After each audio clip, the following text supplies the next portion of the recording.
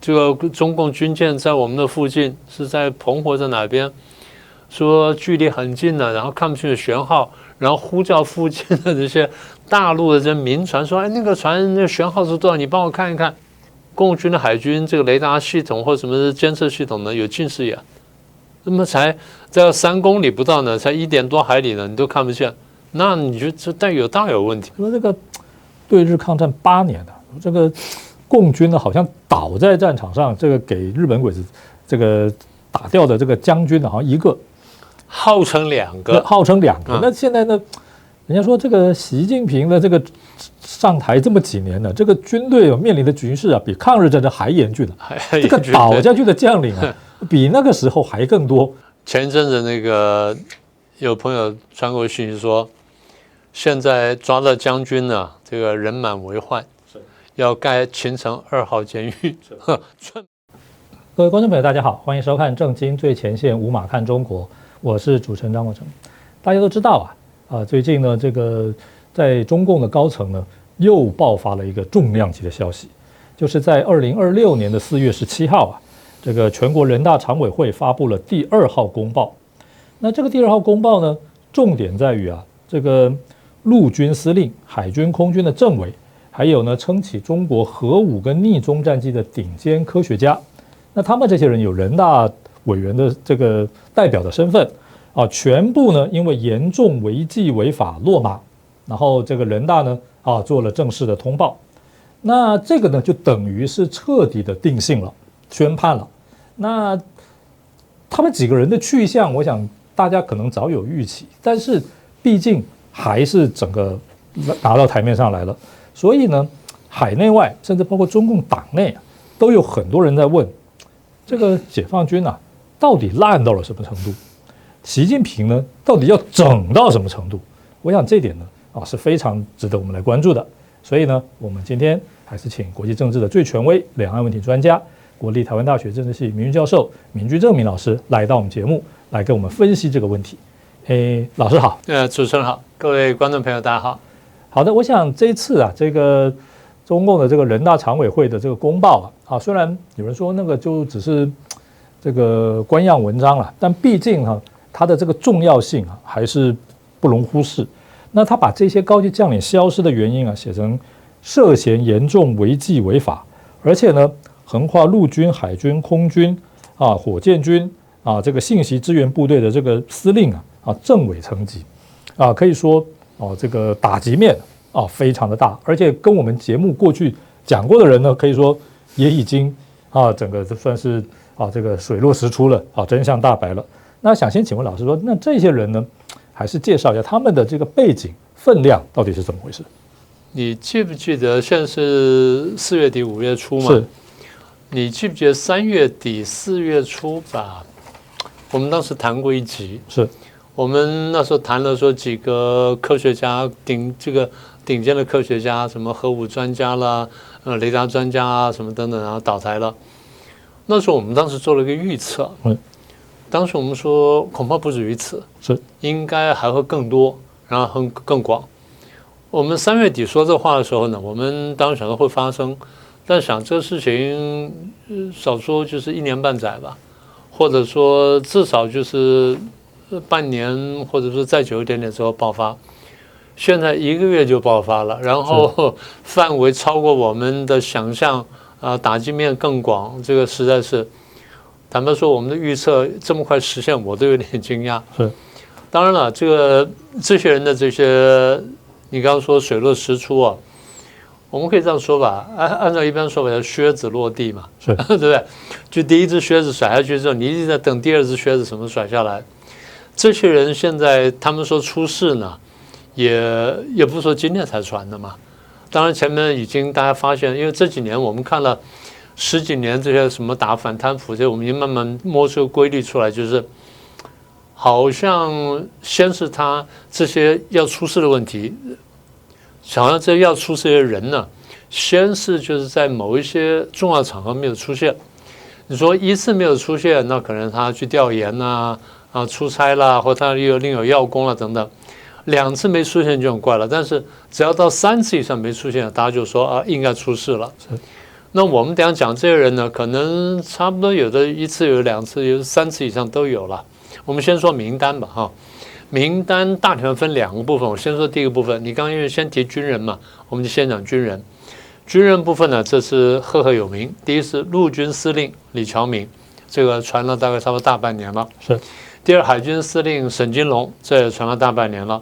第三，海軍政委秦聲祥，這個倒沒有傳很久，只是隱隱約談了一下。那就是我記得是幾個月前有人提到說，海軍大院被抓了一批。那就是這樣子，然後，那時候說抓了19個將軍，但是到哪些人就沒有講名字。那我們因為當時消息沒頭沒尾，所以也不敢亂猜。那現在確定了，再來是空軍政委俞中福，再一個就是信息支援部隊的這政委李偉，這5個是上將。那其他什麼王東海中將了、邊瑞豐了、丁來福跟楊光呢，3個少將。那最明確，剛剛你所說的，其實有些呢，在大概差不多3月份或者再早一點點呢，有些已經傳出說要除名，就從這個人大除名。可是現在算是我剛講靴子落地，但是倒回去看的話，哈，現在是2026，倒回去看，大概追到2023或2022年了，我們可以看到。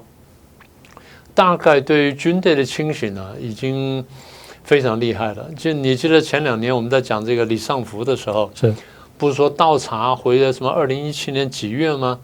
當時我說哪有這樣發公告的呢？對，我們還談過一下，什麼會說2017年幾月？那一切就是說李尚福剛剛上台，然後魏鳳和剛剛交班給他的時候，所以那時候說要這個。要什麼？要追查這個李尚福，然後要保張又俠或保魏鳳和什麼等等之類的。當時我們說，就算要保，也不會這麼明顯。是這個話說得很怪。我們說將來可能還會向前延伸，那現在果不其然都延伸了。所以這幾年下來，光是人大這些的人大代表當然也不算什麼了，反正幾千人嘛。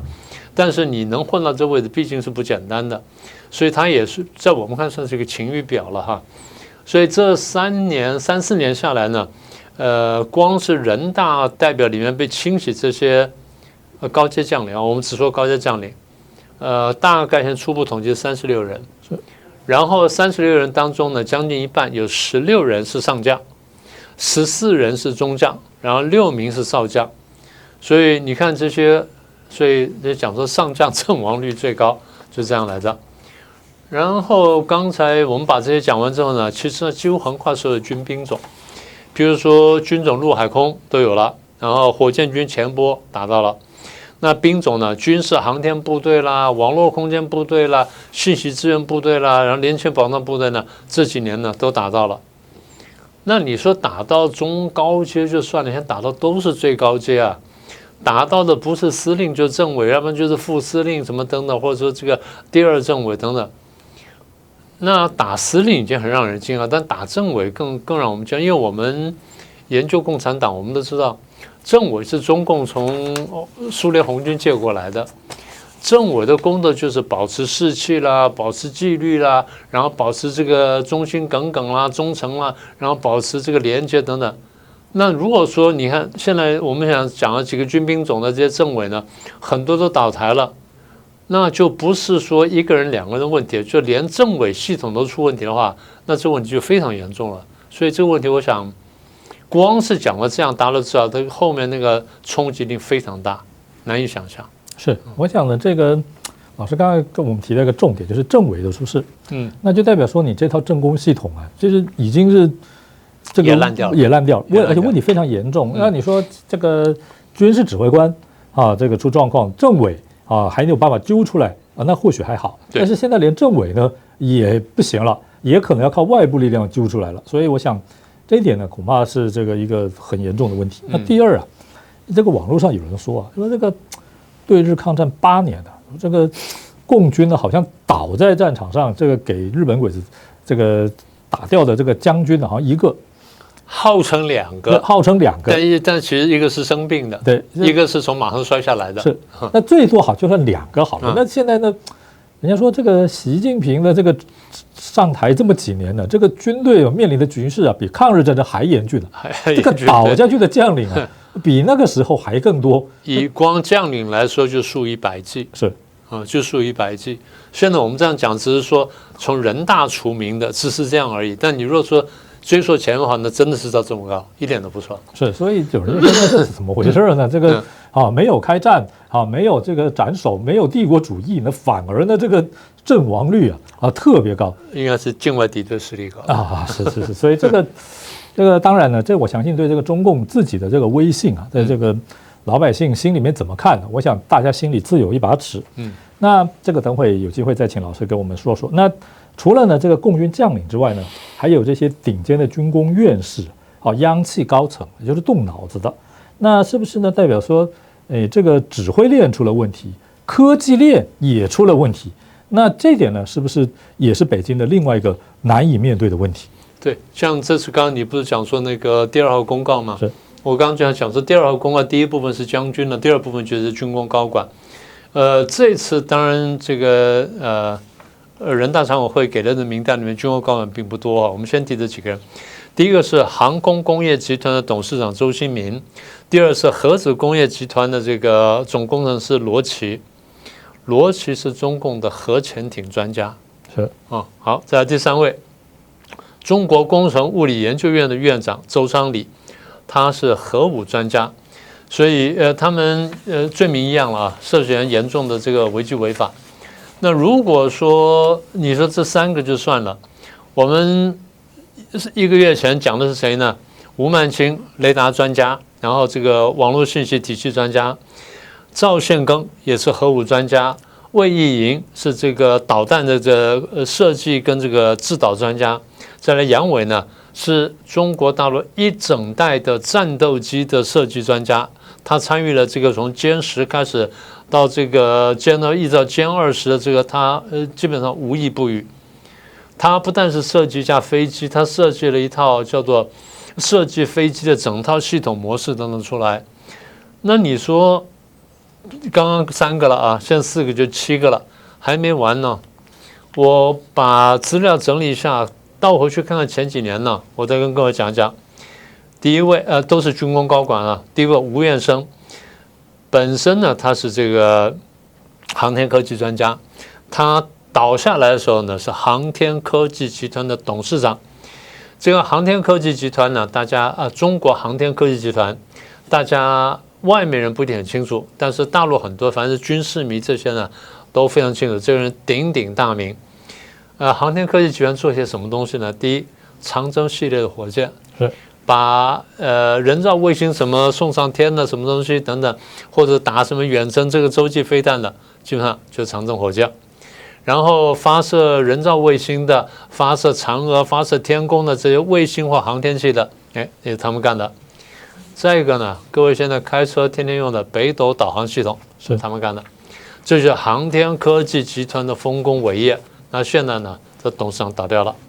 第二位叫劉石泉，中國兵器工業集團的董事長。這個兵器工業集團有另外赫有名字，叫做北方集團。北方集團這你很清楚了，負責打造陸軍的各種輕重武器，從裝甲車到戰車到重火炮到這機槍到什麼等等，到各種這彈藥，包括精準彈藥在內，這個集團做出來的倒掉了。第三個呢，譚瑞松。航空工業集團的董事長，大概這麼多年，中國大陸的軍用、民用的飛機的這個主要研發集團就是他們倒了。再一個是陳錫明，中國電子科技集團的總經理。這個中國電子科技集團呢，簡單說像什麼呢？用台灣的比方，最簡單的比方，台積電是最簡單的比方，它就是。這個電子科技集團呢，是中國大陸這個軍工電子還不是民用電子，軍工電子的國家隊。大概中國90%以上的電子這個軍用電子元件呢，或電子零件呢，我們叫零件呢，都是他們幹的。不管是雷達系統啦，或電站系統什麼的呢，都是他們做出來的。用於什麼殲20啦、F35啦，什麼等等等等的，這些都是他們幹出來的。好。那再來就譬如說這個還有幾個名字啊，蕭龍旭火箭軍的導彈專家，曹建國戰機飛機的發動機專家，這不簡單了，因為中國大陸這個人攻關一直沒攻破，就後來這個那個烏克蘭團隊來了之後呢，他們合作，然後現在做成了，但現在也出紕漏了。金東涵是艦艇的發動機專家，周國泰是士兵的這個防彈衣專家，這全部打開了。所以各位看這份名單呢，然後你把它的背景羅列出來，前面講的是大概軍兵種的這個司令政委，大部分都倒掉了，對不對啊？好，那剛才講這軍工專家呢，涵蓋雷達、核武、導彈、戰機、太空科技、航母、戰車、彈藥、網絡空間。你把中共所有這些軍兵種全部排下來，跟這些科技領域排下來，我們好像沒有漏的，好像沒有漏了，沒有漏的，或者說就算有漏的也很少了，或者我們這樣說，如果有漏的話，就是還沒抓到，是，大概只能這樣想，對不對？因為你這樣看的話，就是怎麼可能有漏呢？怎麼可能有不貪污呢？你得到結論不就是這樣的嗎？我不知道怎麼想，是，所以呢，這個網絡上有人說哈，現在這一波的這個所謂反貪也好，倡廉也好，就是這個軍方啊，可以說是跑的，像這個地面裝備、飛的，好，然後射的導彈、衝的航天、游的潛艦、艦船、網上的還有炸的核武，通通涵蓋了啊。這個一方面來講，當然我們可以說呢，這真的是腐敗無所不在啊。那第二個呢，也可能是什麼呢？習近平的疑心啊，無所不在。那有可能，當然有可能。这兩個都是可能是一體的兩面。對。那總的來看呢，終歸就是這個中共啊，自從建軍以來，我相信這是一個極大的警訊啊。但是啊，想要請問老師，就是說這麼多人呢，都垮下來了，官網消失了人大除名了但是呢，這個目前呢看起來呢，這個張又俠、劉振立這兩個龍頭，還沒有聽到人大除名的消息。這個當然可能最後也還是除名，但目前至少拖到現在沒有進一步的這個消息出來了。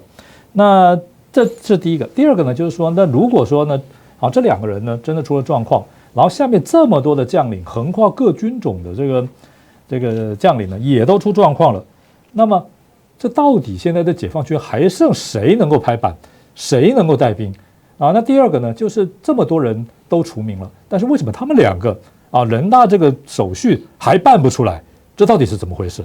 也是不是也請老師跟我們說說？對，這個是有點奇怪，因為照理說，你看過去你不管講李尚福講魏鳳和什麼的呢，的確傳了一段時間嘛。張又俠當然也傳了很長時間，但是他們的處理有點不一樣。我最大不一樣在這裡，就是說，他們固然在倒台前呢，傳聞都傳了一段時間，傳聞呢有時真有時假。那麼也就是說，我們也曉得海外有些人或有人他做節目什麼的，他為了博流量呢，他會先放一些話出來我看到這我就捕風捉影說，看到就捕風捉影說，這些我們都可以理解。但是差別在於說，官方一旦宣布之後呢，他的處理的那個手續呢，跟那個過程或者時間段呢，我們可以算得出來的。你看，就是很多，譬如說，官宣了什麼，傳了消息之後呢，官宣出來呢，中間隔一段時間，張又俠跟劉振立呢，官宣非常快，是非常非常快，就是我們這個他好像消息出來不很久之後，然後啪，政府一下就出來了，就這消息就官宣了。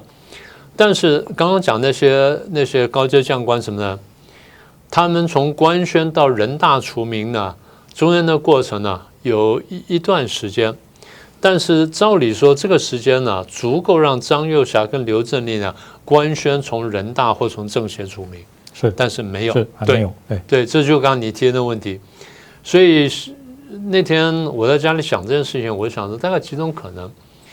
第一種可能就是當時我們節目裡也提過，我們說，你看張又俠跟劉振立這個事情，那官宣都出來了，照理說軍方反映什麼呢？各軍兵種啦，跟這個5個這個戰區啦，地方集團軍呢，應該紛紛表態啊。大家應該在這人民日報或在這個軍報上講說，堅決擁護黨中央什麼等等等等，然後哪邊的司令這個發文說擁護這個軍委主席負責制什麼，哎，這是空前沉默，非常奇怪，這個我們覺得有點不太正常。所以現在聯繫到你剛剛的問題，就應該是說哈，我猜軍中呢大概不滿的情緒很濃厚，也就大家覺得說張又俠他不會，第一呢，你不能用貪污辦他，就算他貪污，你不能用貪污辦他，因為不好意思，你說爬到那位置誰不貪呢？如果李尚福都是說啊，他曾經行賄。那時候我們講說，李尚福說是抓到行賄的這個時候，他擔任什麼？這個裝備部長，已經是上將了。三星上將、裝備部長，他去行賄，你說能行賄誰呢？那種不是講到這個問題嗎？是，我們說那就是軍委那幾個人呢，就那7個人呢。然後他能行賄誰呢？最後除了就是可能不行賄習近平之外，其他6個都會行賄啊。那所以，如果這樣講的話，那理論上苗華、張又俠應該都收過他的賄賂。但是如果到這一層的話，你真的都用收賄賂去辦他們，用貪腐辦他們，有點說不通了，對不對？所以我們說應該不是這個問題，意思就是軍方呢，或底下的這個中高階將領，甚至這個中低階將領都認為說，你用這個理由辦張又俠呢，我們不服氣。所以軍中，但我們因為這段時間看了，就是不斷強調說軍委主席負責制什麼等等，這些呢都是應該反映說軍中對於你辦張又俠，甚至辦劉振立呢，我們覺得不妥當。所以軍方呢，不管是軟抵抗也好，硬抵抗也好呢，抵抗的聲浪比較大。所以我覺得這件事情辦得有點虎頭蛇尾呢，是可能習近平有點猶豫了，有點擔心了。那麼這個反映到現在現實層面，就回到你剛剛的問題。這就為什麼人大或政協現在還沒有公布說啊把他們除名的這個理由，這是第一層。第二層就是查下去就越查越可怕，越查越可怕。因為張又俠在軍中這麼多年，苗華軍中這麼多年，你一掀開哇，底下密密麻麻一大片，從上到中到下都是他們的人馬，你辦還是不辦？對不對？所以可能太廣太深之後呢，明明曉得他有問題，但是就是。可能辦起來呢，他在拿捏分寸。我覺得他這事情對他來造成很大的反彈跟猶豫，這是毫無疑問的。是，所以我想呢，這一點就是這個反彈呢，可能也非常大。老實說呢，這個抓了這麼多人，橫跨各軍兵種，連軍工集團的這個各類的專家也都抓了。這顯然，這個整個軍內要會被收容審查啊，會被交代。這個雙規的人，這比例絕對是非常高，只是也大部分沒有被報道而已嘛。所以呢，像這樣子的清洗很多人都認為，哎呀，這個一定造成這個戰鬥力的這個大為減損哈。那這個可能呢，不分級別的軍官想的就是政治表態，而不是練兵備戰。這個時候你練兵備戰，說不定有人認為說你搞不好是有這個圖謀不軌啊。對，哎呀，你這個目的是什麼？所以這樣的情況之下這個軍心不穩。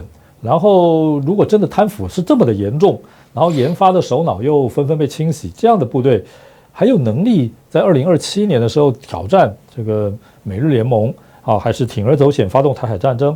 我想這個就是大家最關注的問題了。那這個習近平呢，會因為看到軍中實在是爛的可以了，所以這個收縮這個相對節制呢？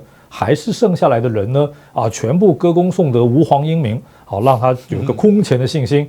這個再加上其他因素呢，決定動武。那老師覺得哪個可能性大些？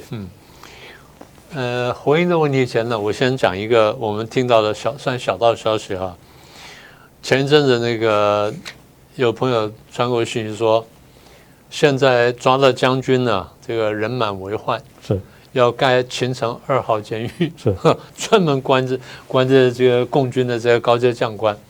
那可能是謠言，但是它反映了一個事實，就是他打下去將軍實在太多，所以就出現你剛剛的問題。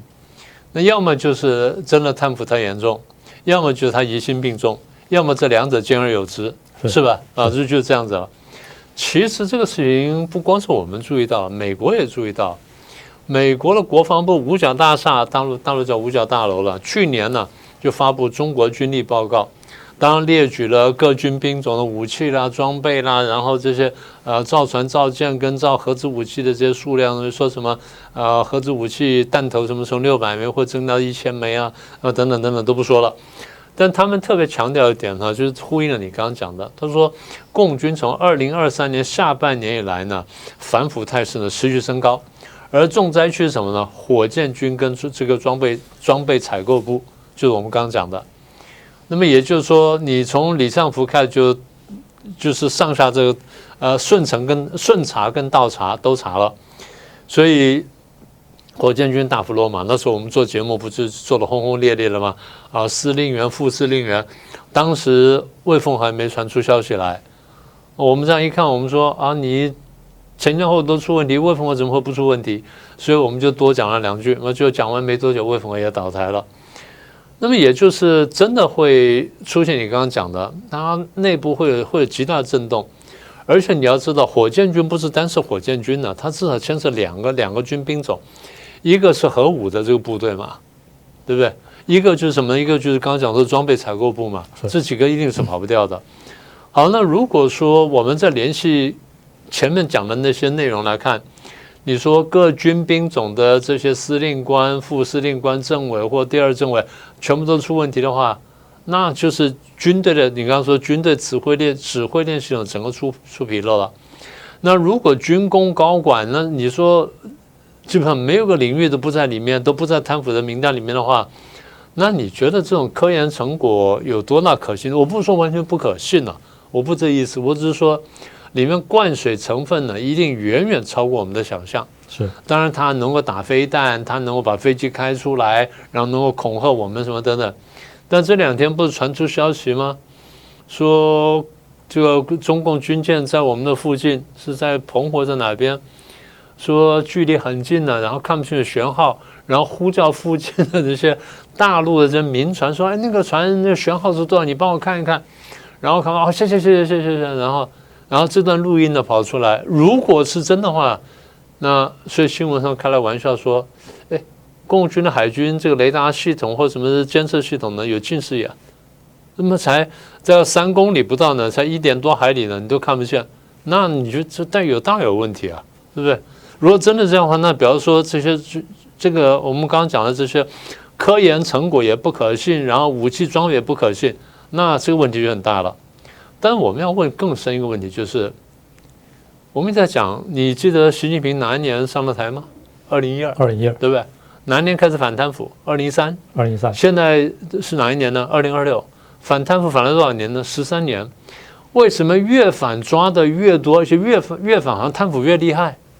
為什麼是這樣子？照理說，習近平那樣子雷厲風行上打的話，你第一任打完5年之後，後面就應該是這個。乾乾淨淨的啦，應該就是這個，至少說一段雲淡風輕吧，是不是啊？現在不是，現在好像這邊掀起來貪腐，那邊掀起來貪腐，這邊是貪污啊，那邊勾結，好像都有問題。所以你剛剛講的有道理，一個就是貪腐太嚴重，一個就是疑心病太嚴重。但我剛剛講有可能是兩者都存在啊，也有貪腐，也有疑心病啊，最後兩者結合起來，最後會怎麼辦？所以。你如果說剛才講說，張亞翔、劉振立還沒有除名，那有可能是真的軍心不穩，這個我想可能合理的猜測。再來就是你如果看完這名單之後，我想不管是誰，共軍高層自己心知肚明了，這個常委這7個人裡面，大概他們懷疑說，哎，到底武器可不可靠？是，對不對？然後到底裝備可不可靠？再來就訓練扎不扎實，能不能打？是，對不對？這是合理問題的，因為你如果說走到這一步後，你不懷疑這事情，那才是奇怪。好，那軍方更奇怪，會看到一件事情，就是你20大開完的時候，軍委不是7個嗎？現在剩幾個？剩2個，那5個全倒了，那你補不補啊？你補不補啊？那明年後年就開明年吧，要開21大嘛？你什麼時候補這另外5個人？你補還是不補啊？當然，大家說會補，不一定啊。原來這個政治局有25個人，那他上來就20給你搞24個，可以少1個，那也可以少5個，誰說一定要補啊？所以很難說的。那這樣甚至就推到下一個問題：換了你我是習近平，你覺得你放心嗎？是，這是一個最大問題，對不對？你覺得你放心嗎？當然，你剛剛前面講的很有道理。你說啊，現在把這些都打下去了，所以現在提拔上來，如果提拔人上來的話，這些人呢，一定他不會專心去練兵備戰，一定專想說我怎麼保命，然後怎麼拍馬屁，然後怎麼樣去討好習近平，然後這樣讓我看起來好看一點點。所以恐怕我不是說這些拍馬屁人就一定不會打仗啊，有人肯定會拍馬屁會打仗。但是相對來說，很會拍馬屁人應該比較不會打仗，比較會打仗應該比較不會拍馬屁，對不對？中國2000年的歷史大家都是這麼說的。所以在這情況下，你覺得習近平有把握嗎？是，對不對？他一定會懷疑這個事情啊。如果說他心中有很深的疑問的話，你覺得他想或他敢打台灣嗎？那如果打台灣都沒有很大把握的話，你覺得他敢真的跟美國、跟日本去對戰嗎？這都是很大的疑問呢。但我覺得更大疑問就是，他可能會問說：現在是算是和平時期、成平時期，真的開戰的時候，那槍跟指揮權一部分交下去的，到時這些家伙會不會叛變呢？我整了這麼多人，有些是他的老戰友，有些是他的老長官，有些是老部下，都被我整了，我怎麼曉得這個家伙可不可靠啊？因為原來這些人在我身邊，我也覺得很可靠啊。3、4年之後發現說都不可靠，全部清完了之後，那他們會不會造反呢？我想所有的獨裁者到最後呢，大概這恐怕是最深的疑問，就像剛你所說的。所以我覺得你提的問題提得非常精準。謝老師，我想。這個就是從邏輯上來看，就是第一個，剛才老師提到，要不要補？對，要不要補？要不補，誰指揮部隊打仗？因為這個軍隊上指揮下是必然的，沒有下指揮上。對啊，所以呢，你這個上將啊，司令員拔了不補，那他怎麼運作？他沒法運作。所以呢，如果真要打，非補不可。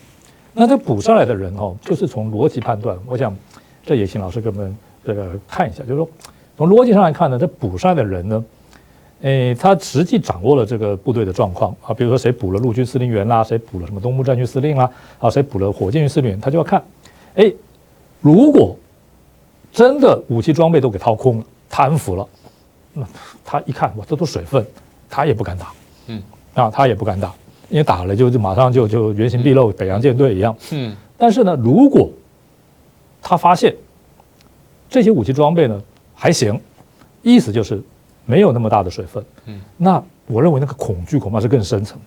原來那些被整的人，並不完全是因為貪腐，而是因為上頭的不信任。那我認為對這些人來講，他們的恐懼啊，恐怕更甚。因為如果真的是因為貪腐被整，那我上來的人，我只要不貪腐，就總是可以操持在我自己的事情，那我可能還可以保住。但是呢，如果不是因為貪腐被整，而是因為不信任被整。那信不信任不是那些人可以掌握的，他就是不貪腐，也會因為不信任被整。那我認為這根本就是亡黨亡國的危機。這就我過去講，我說上下交相宜嘛。是，當然你剛剛講的是更具體的，就是說我到了部隊之後，或到了這個單位之後，發現說，其實有水分，但沒那麼嚴重，水分只有10%，所以這些家伙不是貪腐下去的。那我覺得這個恐怕真的問題最嚴重，這個玩意我還沒想過，不過極有道理，極有道理。就是如果，真的是因為貪腐而整啊，那這個後來的人至少還有條路，我不貪腐嘛，這是總行吧？啊，那這個至少保住命啊，這個平安下莊就可以啊。但是那當然就代表貪腐非常嚴重，那當然部隊的戰力也就非常可疑了。那如果真的完全是因為上頭的疑心啊，那這個不是因為這些人真的貪了這麼多水分，那我相信，那這個。這種懷疑啊，這種人人自危的概念哦，恐怕是更為嚴重。我覺得那這真的會人人自危。是，而且這個我在想，就說如果基層的指戰員啊，就是那些基層的啊校級、尉級啊的士官兵那些，如果他們看到這麼多高階將領都垮了，這麼多這個高層領導都垮了，那我認為他們一定也會反過頭來想說，這個我們手上的裝備到底管不管用？因為如果他們垮是因為貪腐，那我們手上裝備肯定是不管用的，那這些人士氣一定受影響但是如果說呢真的整的是因為忠誠真的是因為這個疑心，那我相信這個下頭的這些人呢這個對於整個黨整個這個習近平這些人的懷疑雖然可能大家敢怒而不敢言，但肯定還是會擴散。所以我想，那個張二俠的事兒辦不下去，或辦的現在有點的牛步化呢，我覺得跟這情況有點關係。當然，現在我們沒有直接的證據哈。我們剛剛這個跟國成老師這樣談話呢，基本上是我們是一個邏輯推論，但各位可以想象到，就是這個邏輯是站得住腳的，對不對？站得住腳的。那麼這也說明了一部分，說明了就是這些年來呢，我們懷疑的事情，我們認為就有貪腐，但是的確有疑心，這兩者是交互作用，然後導致今天這麼慘烈的結果。是，而且還有一個就是剛才這老師也常跟我們提到，就是蘇聯斯大林以前大清洗，大清洗這抓這些將領，他是用這個特務系統格別屋去抓這些紅軍高階將領。那這個紅軍高級將領給清洗了之後，當然納粹德國一打進來，這是土崩瓦解一下子損失了上百萬的部隊。但他畢竟是這個外敵入侵而且這個納粹入侵的這個蘇聯呢，壞事也沒少幹過，所以他基於這個民族主義這種為國的這種熱忱，最後還是有辦法反攻回去。可是呢，現在來講，無論如何，中國給外國美國什麼其他打進來的可能性呢？應該是非常小，所以呢，在這樣的情況之下，你說他主動打出去，那本身正當性，你就要很強的敘事來說明說，我們現在是面臨了多大的威脅，我們才要這樣打出去。那我相信，這個以習近平現在的這個政權的態勢，恐怕也不容易吧？不容易，非常不容易。所以，當然了，我們不能說因為這個不容易，所以我們就掉以輕心了。我們現在只是分析說，他真正要打，第一不容易，第二要打起來，他可能裡面有很多水分呢，到時候就經不起檢驗了。你不要忘記了，那個甲午戰爭沒開打以前，中國是信心滿滿的，對不对？滿朝文武大臣都信心滿滿，只有李鴻章心裡有數。李鴻章自己說：“我是這個千古第一裱糊匠嘛。”他不是這麼說的嗎？所以今天就是看說中國大陸有沒有裱糊匠，那或者說你到底實行怎麼回事嘛？這個東西，這東西不能開玩笑的。這個打仗的，就反正槍聲一響的，這原形畢露了，是真金，或者說這個是假銀的，這馬上就知道了，沒話說的。是，而且還有一個就是，也想跟老師請教，就是在斯大林大清洗的時候不管怎麼樣的，那我說他還算是年富力強，對而且呢，明顯黨內是沒有人可以取代他的，對。所以那個時候他大清洗雖然付出了非常慘烈的這個軍事代價，但至少這個沒人敢公開反他，而且他本人也算是個工作能力極強的高手。這是沒有人懷疑。毫無疑問，对。但是呢，現在來講，你說這個習近平在這個講這個無論如何坐七望八，就算中共自己的官宣呢，也大概也都看得出來，他比2012年他剛上來的时候，我想没有人說他現在比他剛上來的時候身體情況要來得好。那當然沒有，也是中间經過這麼幾次的這紕漏，大家都心裡有數的。是，因為這個也不是說他一定就馬上就倒了，還是說他身體怎麼樣？但是很清楚，就是說跟他剛上來的時候比不管是這個下鄉調研的次數啦，然後還是發表講話啦，各個方面來講應該沒有人會做出他身體越來越健康活力越來越強這樣的結論吧？那如果說裡頭這個疑心病又越來越重，然後外頭呢，大家看他年紀畢竟越來越大，然後健康情況當然有各種猜測，但總之來看沒有說這個返老還童的這個感覺的話，那會不會增加了中共內部的不穩定因子？我一直覺得完全可能，所以上下交相宜的另外一層含義就是大家對他健康有懷疑，所以我們在前幾次別的節目上就談過，我們講過說，其實接班人之戰已經開始了，是。那麼他也可能就是有意無意在清洗一些他懷疑的人，然後幫他心目中的可能接班人呢稍微清理一下戰場。但反過來說，大家看他這個身體健康不行的時候呢，底下這人就開始結黨結派，開始準備卡位了。所以我們上次講到馬興瑞被罷黜的時候，我們說跟這個絕對有關係的。是。那麼這個事情將來我們再詳細談吧。反正這個絕對是牽一髮動全身的事情。是。